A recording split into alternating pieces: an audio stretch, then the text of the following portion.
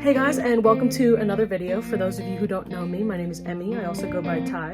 And yeah, I'm a poet, I'm a writer, I'm a digital artist, I'm a musician, I do a bunch of things. But yeah, this channel is kind of like a mix of everything. But today, I'm going to be reading you some poems from my poetry book. I published this, I believe, in 2019. And I'm currently working on a second one now, which I'm really excited about. I'll do further videos on that later. But yeah, so this book is called Older, and it can be found on Amazon. And yeah, this book is my baby.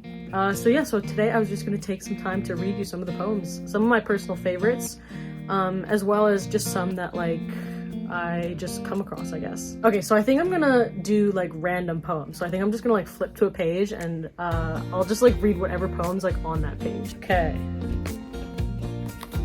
First one. This one's called Home. I have lived a life with the pleasures of knowing a house and a home, so warm and forgiving of my troubles. And unlike many others, I was blessed with the gift of family and friends through my many years of self-discovery, always rooting for me from the sidelines of my internal turmoils. But to have a home, or rather homeland, is quite different, as this could just as easily be found in the embrace of another.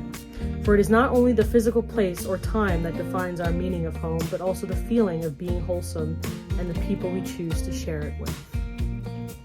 Yeah, so that's the first one. That one's kind of like about me being adopted and like not really feeling like, yes, even though I have a house and a home, not feeling like I have a homeland and not really feeling connected to my culture, etc. Yeah. Okay, so from here, number 2. Okay, so this one is really short, so I'm gonna read 2.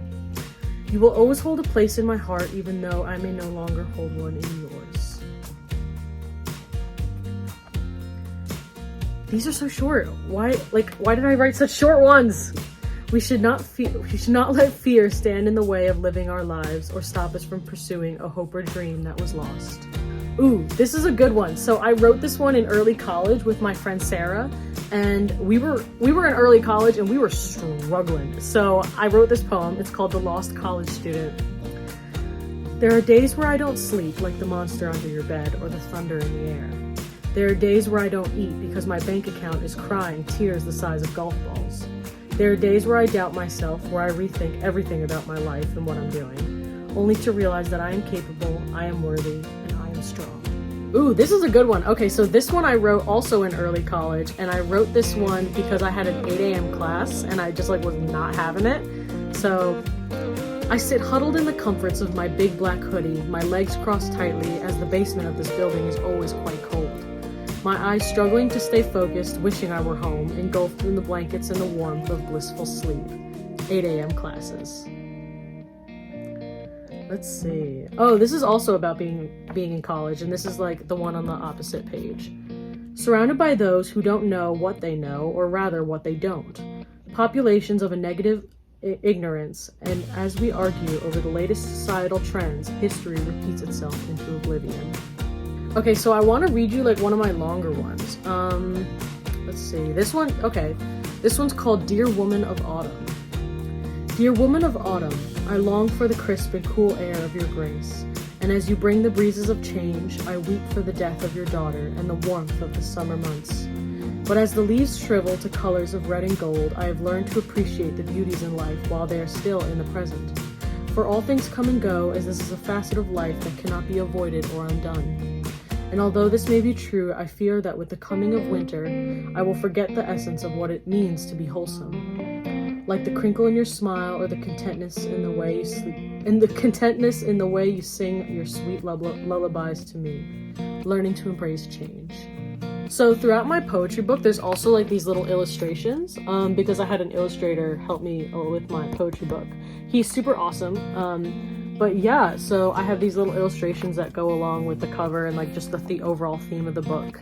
But yeah, so the one that's on this page at least, I wrote this one as I was moving upstate New York from New York City, and I was just really sad about leaving the city for a while. So even though as much as I love upstate New York, I just kind of had this negative feeling, at least at first.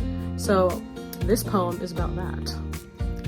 And so I watched as the train pulled away from the station. With a heavy heart, I looked back on the city streets that I call home.